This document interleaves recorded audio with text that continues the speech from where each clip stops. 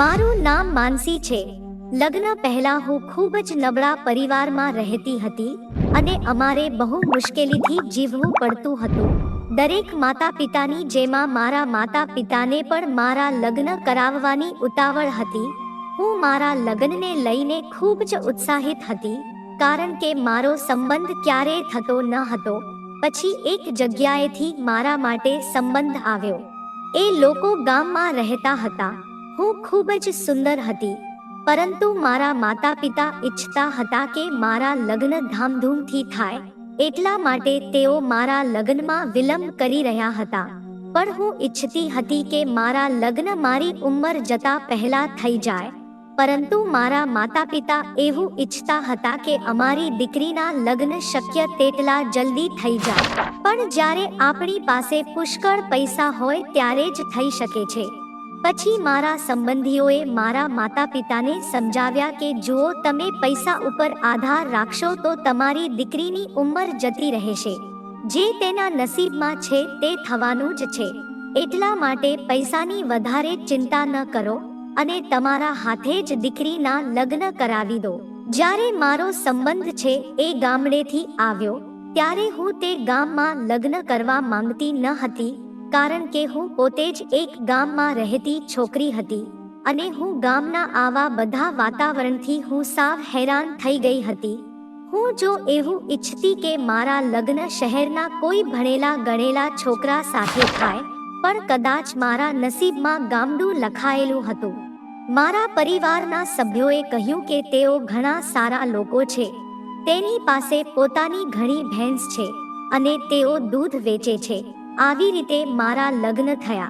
જ્યારે હું મારા સાસરે આવી ત્યારે મેં જોયું કે ઘરમાં ખરેખર ઘણી બધી ભેંસ હતી અને એ બધાની રખેવાળી મારા સસરા કરતા હતા. અને અમારા ઘરના એક બાજુના રૂમમાં એક દુકાન હતી, જેમાં ભેંસનું દૂધ અને એમાંથી બનેલી બધી જ વસ્તુ ઉપલબ્ધ હતી. મને પનીર બહુ ભાવતું હતું. હું હંમેશા પનીરની વિવિધ પ્રકારની વાનગીઓ બનાવતી હતી. મને રસોઈનો ખૂબ જ શોખ હતો. મેં વિચાર્યું કે ચાલો, ઘરનું દૂધ છે, મને મારી રસોઈમાં દૂધનો ફાયદો થશે. અને જ્યારે હું આ ઘરમાં રહેવા લાગી ત્યારે મને અહીંયા કંઈક અજીબ લાગ્યું. મારા પતિનું નામ વિરેશ હતું. તે ખૂબ જ સરસ હતા. તેને મારી ખૂબ જ કાળજી લીધી હતી. મારા સસરા ખૂબ જ સરળ વ્યક્તિ હતા અને તેઓ ક્યારેય મારી કોઈ બાબતમાં દાખલગીરી કરતા ન હતા. પણ મારી સાસુ ખૂબ જ ચાલાક હતી. તેને મારી સાથે લગ્નના શરૂઆતના દિવસોમાં ઘણી ચાલાકી બતાવી હતી. તે સવારે મારા રૂમમાં આવી અને મને પ્રશ્ન પૂછ્યો તો મેં પણ તેને યોગ્ય જવાબ આપ્યો, કારણ કે હું તેના શબ્દો પર ગુસ્સે હતી. પછી તેને મારા ખભા પર હાથ મૂક્યો અને કહ્યું, વહુ જો, આ અમારા ગામનો રિવાજ છે. કારણ કે છોકરી કુંવારી છે કે નહીં તે મારે જાણવું પડે છે. જો છોકરી કુંવારી નથી એવું કંઈક થાય તો આખા ગામમાં બદનામી થાય છે. અમે લગ્નના બીજા દિવસે અમારા ગામના દરેક ઘરની વહુને આ વાત પૂછીએ છીએ, કારણ કે આ અમારા ગામનો રિવાજ છે અને તું કુંવારી છે, તેથી હું ખૂબ જ ખુશ છું. તું ખૂબ જ સુંદર છે. અને સુંદર છોકરીનું મન ભટકતા લાંબો સમય નથી લાગતો. મને મારી સાસુની આવી વાત સાંભળીને બહુ ગુસ્સો આવતો હતો. આથી મેં રાતે જ મારા પતિને ફરિયાદ કરી હતી. મારા પતિએ કહ્યું, મૂર્ખ, તે તને દોષી ઠેરવતા ન હતા, પણ આ એક પ્રકારનો નિયમ હતો. હું મારા પતિની વાત સાંભળીને બહુ અજીબ વિચારતી હતી. મને લાગતું હતું કે હું કુંવારી છું. તો આ ખુશીમાં ગામમાં મીઠાઈ વહેંચવામાં આવી હતી. મારા સસરાની તબિયત ઘણી સારી હતી. કદાચ ભેંસોનું ધ્યાન રાખવાને કારણે તેનું શરીર ખૂબ જ મજબૂત લાગતું હતું. મારા સસરા વહેલી સવારે પોતાનું કામ શરૂ કરી દેતા હતા. ઘણા લોકો તેની દુકાને દૂધ લેવા આવતા હતા. ઘણા લોકો બીજી વસ્તુ પણ લેતા હતા. એક દિવસ એક માણસ 5 કિલો માખણ બનાવવાનો ઓર્ડર મારા સસરાને આપી ગયો અને કહ્યું કે તે કાલે આવીને 5 કિલો માખણ લઈ જશે. મારી સાસુ એ બનાવેલા માખણમાંથી 5 કિલો માખણ કાઢ્યું હતું અને તે માણસ માટે અલગ રાખ્યું હતું. મેં મારી સાસુને કહ્યું, આટલું બધું માખણ છે, મને થોડું તેમાંથી કાઢી આપો. તો મારી સાસુએ કહ્યું કે નહીં, આ ઓર્ડરનું માખણ છે, આ અમને ઓર્ડર મળ્યો છે. આ રીતે અમે ગ્રાહકના સામાનમાંથી કંઈ કાઢી શકતા નથી. મેં પૂછ્યું કે જો હું થોડું માખણ કાઢું તો શું થશે? મેં કહ્યું, આપણે તે માણસને કહીશું કે આપણે તેનું માખણ કાઢ્યું છે, તો તે શું કહેશે? જો આપણે 5 કિલો માખણમાંથી 1-2 ચમચી માખણ કાઢશું તો એમાં કાંઈ નહીં થઈ જાય. મારી સાસુએ કહ્યું કે અમે ગ્રાહકો સાથે આવી છેતરપિંડી કરતા નથી. મને આશ્ચર્ય થયું કે મારા સાસુના કહેવાનો અર્થ શું છે, પણ મેં વધુ ધ્યાન ના આપ્યું. એક દિવસ હું અને મારા પતિ રૂમમાં બેઠા હતા. રાત્રિનો સમય હતો, જ્યારે અચાનક ત્યાં બૂમોનો અવાજ આવવા લાગ્યો. મારા પતિ મારી સાથે વાત કરતા હતા. મેં મારા પતિને 1 મિનિટ ચૂપ રહેવા કહ્યું કે બીજે ક્યાંકથી ચીસોનો અવાજ આવે છે, પણ મારા પતિએ મારી વાત પર વધારે ધ્યાન ન આપ્યું. મને ફરીથી અવાજ આવ્યો અને મને ખબર ન હતી કે અવાજ ક્યાંથી આવી રહ્યો હતો. મને એમ જ લાગતું હતું કે અવાજ તો મારા ઘરમાંથી જ આવે છે. આ અવાજ કોઈ મહિલાની ચીસોનો અવાજ હતો. મારા પતિ કહેવા લાગ્યા કે કોઈ સ્ત્રીનો અવાજ નથી. આ સમયે ઘરના દરેક વ્યક્તિ સૂઈ રહ્યા છે. આ તારો વહેમ છે, તું ચિંતા ના કર. મેં કહ્યું કે હું હજી પણ અવાજ સાંભળી રહી છું. મારા પતિ અવાજોને અવગણતો હતો અને દરરોજ રાત્રે મને સમાન અવાજ સંભળાતો હતો. મેં મારા પતિને દરરોજ કહ્યું કે આ અવાજ મને ફરીથી સંભળાઈ રહ્યો છે, અને તે કહેતા કે મને કોઈ અવાજ સંભળાતો નથી. થોડા દિવસો પછી મારા પતિએ ટીવી પર એક ભૂતની ફિલ્મ લગાડી અને રાત્રે દરવાજો બંધ કરીને અમે લોકો ભૂતનું ફિલ્મ જોતા હતા. તે ફિલ્મમાં એવું હતું કે રાત પડતાની સાથે જ હીરો એક વિચિત્ર રાક્ષસ બની જાય છે. તે તેની પત્નીને ખૂબ જ ત્રાસ આપતો હતો અને મારા પતિ આ ફિલ્મ ખૂબ જ ધ્યાનથી જોઈ રહ્યા હતા. પછી મારા પતિએ કહ્યું કે તું કેમ રડે છે? મેં કહ્યું, હા, મને બહુ ડર લાગે છે. તે તેની પત્ની સાથે કેટલું ખરાબ વર્તન કરી રહ્યો છે. જ્યારે ફિલ્મની શરૂઆતમાં બતાવવામાં આવ્યું હતું કે તે તેની પત્નીને ખૂબ જ પ્રેમ કરે છે અને જેમ જેમ રાત પડે છે તેમ તેમ તેની અંદર આત્મા આવી જાય છે. મારા પતિ કહેવા લાગ્યા, જો તારી સાથે આવું કંઈક થશે તો તું શું કરીશ? મેં કહ્યું, તમારો મતલબ શું છે? આવી રીતે કંઈ બની શકે? મેં હસીને કહ્યું, તમે પણ આની જેમ રાક્ષસ બની જશો.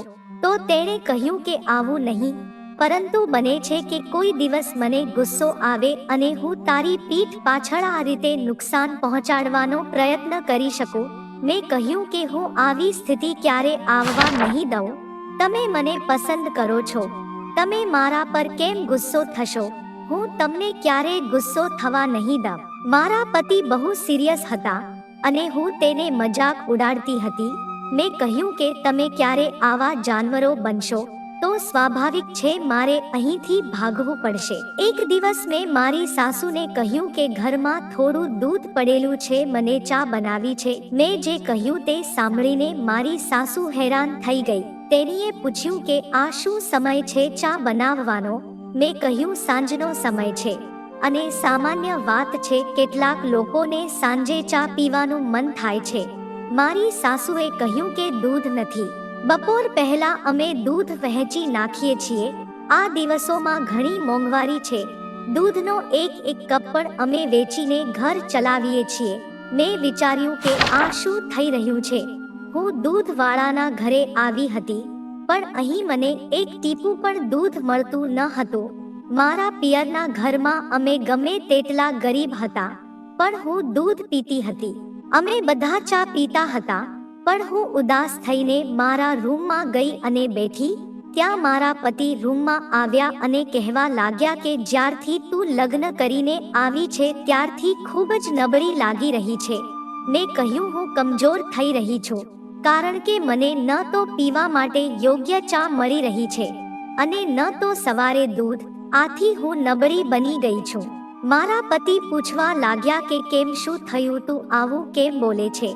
મેં કહ્યું, અમારા ઘરે રોજ સવારે મારા મનની ઈચ્છા મુજબ દૂધ પીતી હતી, અને અહીં મને પીવા માટે એક ટીપું દૂધ પણ નથી મળતું, તો મને તમારી સાથે લગ્ન કરીને શું ફાયદો? જે વસ્તુનો કારોબાર છે તે વસ્તુ બહારથી મંગાવી પડતી હતી. મેં કીધું મને બહારથી દૂધ લાવી દો, તો તેને કહ્યું ના, મારી માને ખબર પડશે તો તે ગુસ્સે થશે, કારણ કે અમારા ઘરે સવારે ચા બને છે. હું બહારથી દૂધ લાવીશ તો પૈસા ખર્ચાશે. મેં કહ્યું મારી પાસેથી દૂધના પૈસા લઈ લેજો. મારા પતિએ કહ્યું ના, એવું કંઈ નથી, પરંતુ માતા ગુસ્સે થશે જો તેને ખબર પડશે તો. મેં કહ્યું હું તેને કંઈ પણ વાત નહીં કરું. હું એવું કંઈ નહીં કરું કે જેનાથી ઘરમાં કોઈ પ્રકારનો ઝઘડો થાય. મને ચિંતા થવા લાગી અને મને ચા પીવાની ટેવ હતી.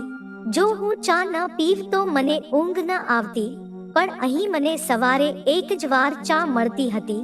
પછી કોઈ મહેમાન આવે તો આ લોકો શરબત બનાવીને પીવડાવતા હતા. મને ખૂબ જ માથાનો દુખાવો થતો હતો અને હું દિવસે ને દિવસે નબળી પડી રહી હતી, કારણ કે ઘરમાં તો ન તો પનીર હતું કે ન તો દેશી ઘી. ધંધો હોવા છતાં પરિવારના સભ્યોને આવી કોઈ વસ્તુ આપવામાં આવતી ન હતી. મારા પતિએ કહ્યું કે તું ફળો અને ફળોનો રસ ખાવાની ટેવ પાડ. હવે તારે ચા પીવાની આદત છોડી દેવી જોઈએ અને ઘરના કામોમાં ધ્યાન આપવું જોઈએ. મારી પાસે બીજો કોઈ રસ્તો ન હતો, તેથી જ હું સાફ ચૂપ બેઠી હતી અને જે જમવા મળતું તે જમી લેતી હતી. જ્યારે હું મારા પિયરમાં ગઈ ત્યારે મેં મારી માતાને મોટો કપ ભરીને ચા બનાવવા માટે કહ્યું અને કહ્યું કે મને ખૂબ જ માથું દુખે છે. આવું સાંભળીને માને પણ આશ્ચર્ય થયું. તે મને કહેવા લાગી કે તને તારા સાસરિયામાં ઘરે ચા નથી મળતી? જો તું અહીં મોટો કપ ભરી ચા મંગાવી રહી છો અને કેમ આટલી નબળી બની ગઈ છે? તારે ત્યાં ઘરે જમવાનું નથી મળતું? તું દૂધવાળાના ઘરે ગઈ છે, ત્યાં તને દૂધ પીવા નથી મળતું? પણ હું મારી માતાને શું જવાબ આપું? મેં મારા ભાઈને પૈસા આપ્યા અને કહ્યું કે મને 1 કિલો માખણ, અડધો કિલો દેશી ઘી અને અડધો કિલો દૂધ લાવી દે અને હું આ બધી વસ્તુઓ મારા રૂમના ફ્રીજમાં સુરક્ષિત રીતે રાખીશ અને આ વાત મારા સાસુથી છુપાવીશ, કારણ કે હું માખણ અને દેશી ઘી ખાધા વગર રહી શકતી નથી. સુંદર હોવા ઉપરાંત અંદરથી ખૂબ જ મજબૂત હતી, કારણ કે મારા પિતાએ શરૂઆતથી જ મને આવી વસ્તુઓ ખવડાવીને મોટી કરી હતી અને અત્યારે હું નબળી પડીશ તો ભવિષ્યમાં હું કેવી રીતે સંતાન પ્રાપ્ત કરી શકીશ? તો પછી મારામાં તાકાત તો ક્યાંથી આવશે? પછી બીજા દિવસે કંઈક એવું બન્યું કે મને આશ્ચર્ય થયું. મારી સાસુની તબિયત વધુ ખરાબ જ થઈ ગઈ અને સવારે જ્યારે હું જાગી ત્યારે મારા પતિ તેને બાઇક ઉપર બેસાડીને હોસ્પિટલ લઈ જતા હતા. મને આશ્ચર્ય થયું કે મારી સાસુને શું થયું કે અચાનક તેની હાલત આટલી બગડી ગઈ. જ્યારે હું દરવાજે ગઈ ત્યારે મારા પતિએ મને પપ્પા સાથે હોસ્પિટલ આવવાનું કીધું, પણ મને આશ્ચર્ય થયું કે મારા સાસુની તબિયત સારી નથી અને મારા સસરા હજુ સૂતા હતા. હવે મારે પણ દવાખાને જવું હતું, કારણ કે મને પણ મારા સાસુની ચિંતા હતી, પણ મારા સસરા ઉઠતા ન હતા. હું તેના રૂમમાં ગઈ અને ઘણી વખત મેં તેને જગાડવાનો પ્રયત્ન કર્યો, પણ તે જાગતા ન હતા. તેને તેની પત્નીની કંઈ ચિંતા પણ નથી. બીજી તરફ મારા સાસુનો જીવ દાવ પર હતો અને બીજી બાજુ મારા સસરાને નાસ્તો કરવાની પડી હતી. થોડીવાર પછી મારા સાસુ મારા પતિ સાથે ઘરે પાછા આવ્યા.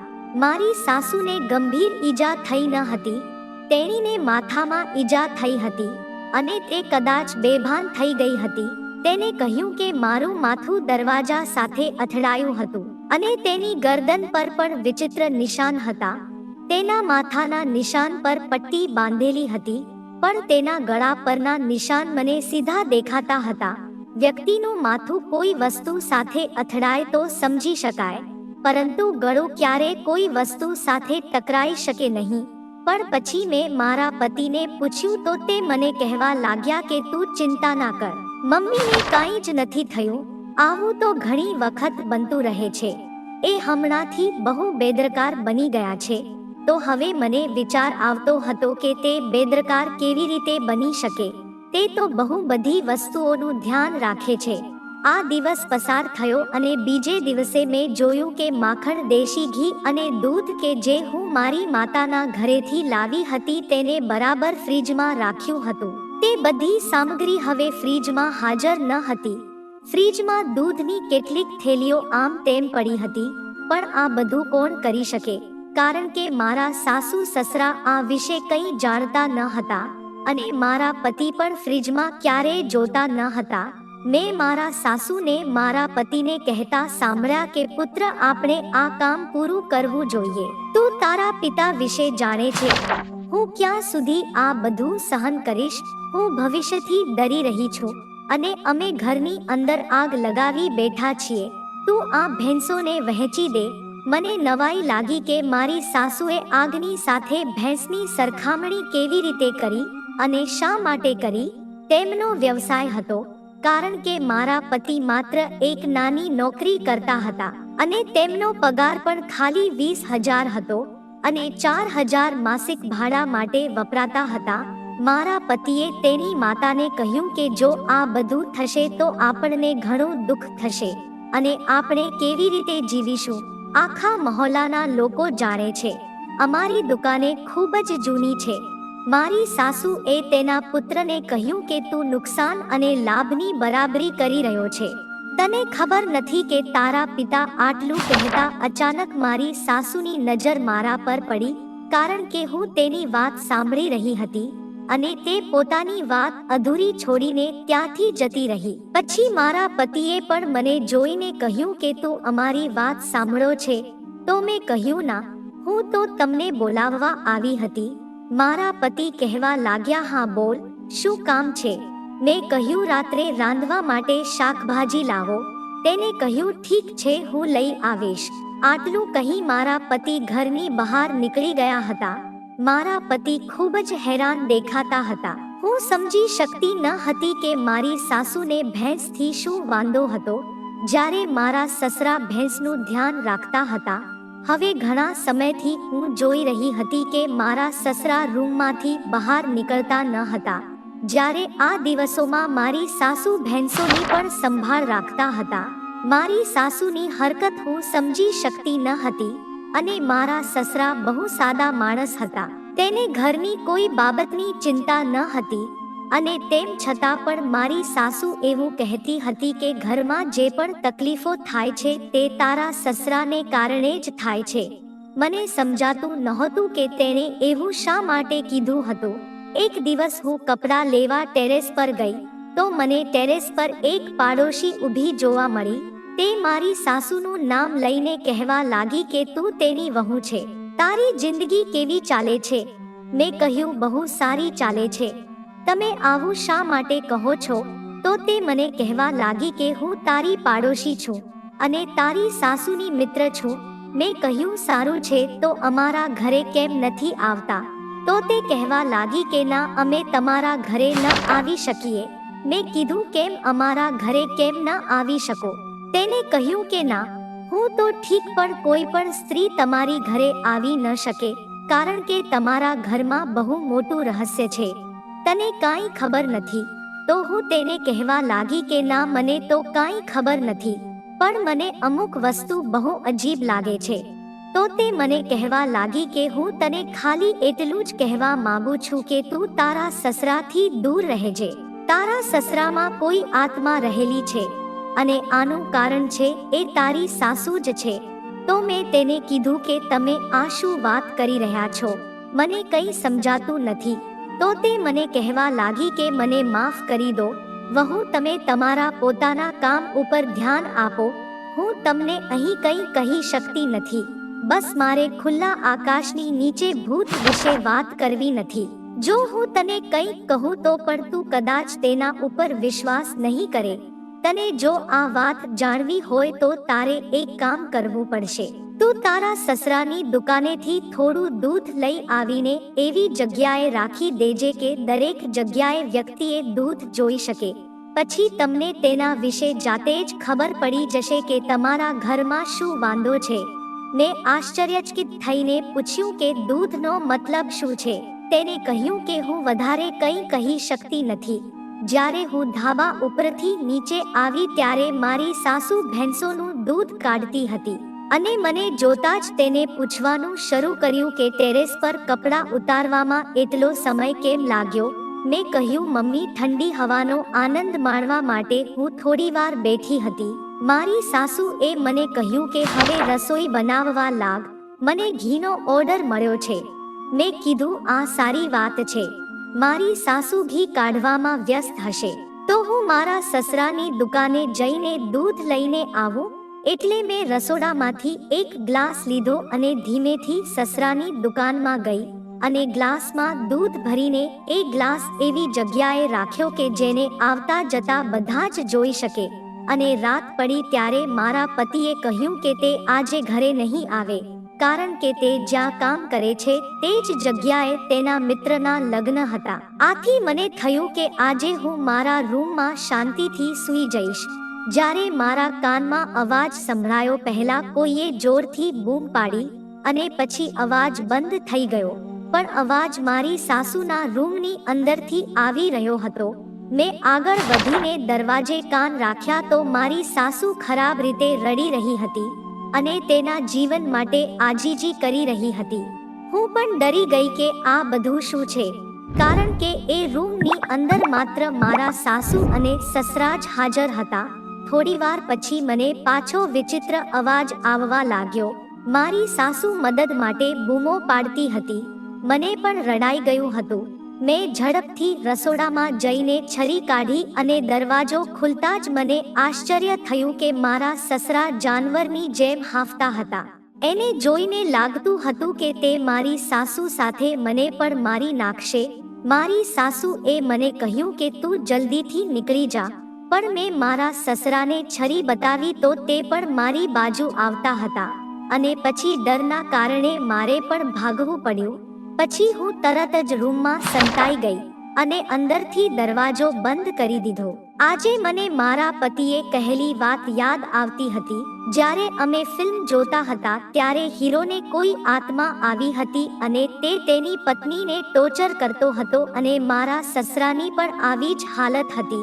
તે એવી રીતે કરી રહ્યા હતા કે જાણે તેની અંદર પણ કોઈ આત્મા હોય. મેં ઝડપથી પોલીસને ફોન કર્યો. પોલીસ જલ્દી અમારા ઘરે આવી અને સસરાને પકડીને લઈ ગઈ. મારા સસરા બેભાન થઈ ગયા. આ પછી અમારું નિવેદન લેવામાં આવ્યું હતું.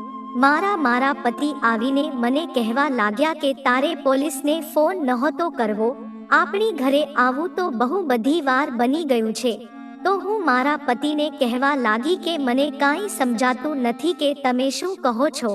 જે પણ હોય મને સાચું કહી દો. તો મારા પતિ મને કહેવા લાગ્યા કે વાત એમ હતી કે અમે પહેલા બીજા મકાનમાં રહેતા હતા, પણ કંઈક વાંધો આવ્યો તો અમારે આ મકાન ખરીદવું પડ્યું હતું. આ મકાન લેવા જોકે કોઈ રાજી ન હતું. આ ઘરમાં દૂધવાળાની આત્મા ભટકતી હતી. તે દૂધવાળો કઈ રીતે મરી ગયો એ કોઈને ખબર ન હતી. જે દિવસે અમે આ ઘર જોવા આવ્યા ત્યારે મારા પિતાએ આ દરવાજો ખોલ્યો તો તે માણસ મારા પિતાની અંદર આવી ગયો. તે પછી મારા પિતાએ દૂધ વેચવાનું શરૂ કર્યું અને ધીમે ધીમે તે દૂધ વેચતા માણસ જેવા બની ગયા. મારા પિતા સંપૂર્ણ રીતે ત્યાં આત્માના નિયંત્રણમાં છે અને તે જ આત્મા છેલ્લા 8 વર્ષથી મારા પિતાને રાત્રે જાનવર બનાવે છે. મેં સાંભળ્યું કે તે માણસની પત્ની એ રાતે તેની હત્યા કરી હતી. જ્યારે તે વ્યક્તિની આત્મા મારા પિતાની અંદર આવી ગઈ છે ત્યારથી જ તે મારી માતાને જાનવરની જે મારતા હોય છે અને મારી માં આ સહન કરે છે, કારણ કે આત્મા બીજા કોઈનો છે પરંતુ શરીર મારા પિતાનું છે અને અમે અમારા પિતાના શરીરની સંભાળ રાખીએ છીએ અને તેને નુકસાન પહોંચાડવા માંગતા નથી, કારણ કે મારા પિતા ખૂબ જ સારા વ્યક્તિ છે. તેમણે હંમેશા મહિલાઓનું સન્માન કર્યું છે, પરંતુ જે વ્યક્તિનો આત્મા મારા પિતાની અંદર છે તેના મૃત્યુથી તેની પત્નીને નુકસાન પહોંચાડવાનું શરૂ કર્યું છે, કારણ કે કોઈ કારણસર તેની પત્નીએ તેને ખૂબ જ પીડાદાયક મૃત્યુ આપ્યું હતું. બધા જાણે છે કે મારા પિતા ભૂત છે. અમારા ઘરે કોઈ ન આવવાનું કારણ મારા પિતા છે. જ્યારે દુકાને દૂધ ખરીદવા બધા આવે છે કારણ કે આપણા ઘરનું દૂધ શુદ્ધ છે. જે વ્યક્તિની આત્મા છે તે ખૂબ જ પ્રામાણિક છે અને પોતાનું કામ ખૂબ જ ઈમાનદારી અને મહેનતથી કરે છે. સૌપ્રથમ મારા પતિની વાત સાંભળ્યા પછી હું માની શકી ન હતી, પણ મેં મારી જાતને ભાનમાં લાવવાનો પ્રયત્ન કર્યો. મારા પતિએ મને કહ્યું કે આ જ કારણ છે કે અમે અમારા ઘરે બનાવેલી દૂધની કોઈ પણ વસ્તુનો ઉપયોગ કરતા નથી, કારણ કે આ આત્મા માટે ગ્રાહક જ સર્વસ્વ છે અને તે પોતાની દુકાનનો તમામ સામાન ગ્રાહકને જ વેચે છે. સવારે આપણા ઘરે ચા બને તો પણ દૂધ હું ગુપ્ત રીતે લાવું છું, કારણ કે આત્માને પસંદ નથી કે અમારા પરિવારના સભ્યો દૂધમાંથી બનાવેલ કાંઈ પણ ખાય કે પીવે. જો તે આમ કર્યું હોત તો કદાચ આત્મા તારી અંદર આવી ગઈ હોત. આટલા માટે મેં દૂધમાંથી બનેલી વસ્તુઓ તને ખાવાની ના પાડી હતી. આ સાંભળીને મારા હોશ ઉડી ગયા. મારા સસરા પોલીસ પાસે હતા. મેં કહ્યું પણ આનો એક ઉપાય છે. આપણે આત્માને મુક્તિ આપી દઈએ તો. મારા પતિ કહેવા લાગ્યા કે આત્મા કેવી રીતે મોક્ષ પામી શકે. મેં મારા પતિને ખૂબ જ મહાન તાંત્રિક વિશે વાત કરી, કારણ કે થોડા વર્ષો પહેલા અમારા દૂરના સંબંધીની પુત્રી સાથે પણ આવું થયું હતું. અમે તેને મોક્ષ અપાવ્યો છે. પછી મારી વાત સાંભળીને મારા પતિએ પોલીસ સ્ટેશનમાંથી મારા સસરાને પાછા છોડાવી દીધા અને ઘરે લાવીને એક રૂમમાં તેને બંધ કરી દીધા. અમે હવે તે તાંત્રિક રાહ જોવા લાગ્યા. હવે તાંત્રિક અમારા ઘરે આવ્યા. તેને અમારા ઘરે હવન કરવાનું કહ્યું અને મારી સાસુ અને મારા પતિ સાથે મેં પણ તે આત્માને શાંતિ માટે પ્રાર્થના કરી હતી અને તાંત્રિકના કહેવાથી અમે હવન કર્યો. પછી તે આત્મા અમારા ઘરમાંથી ગાયબ થઈ ગઈ અને પછી મારા સસરા પણ સંપૂર્ણ રીતે સારા થઈ ગયા હતા. હવે એ મારી સાસુ ઉપર કાંઈ જુલમ કરતા ન હતા. તે હજી પણ દૂધનું કામ કરે છે. ક્યારેક મને મારા સસરાથી બીક તો લાગે છે, પણ તેઓ તો હવે સાફ પહેલા જેવા થઈ ગયા હતા. ધીમે ધીમે મારું સાસરિયું બહુ સારું થઈ ગયું હતું. મને હવે બહુ પ્રેમ મળવા લાગ્યો. તો મિત્રો, જો આ વાર્તા તમને ગમી હોય તો આ વિડીયોને લાઈક કરી અમારી ચેનલને સબસ્ક્રાઇબ કરી દેજો. ધન્યવાદ.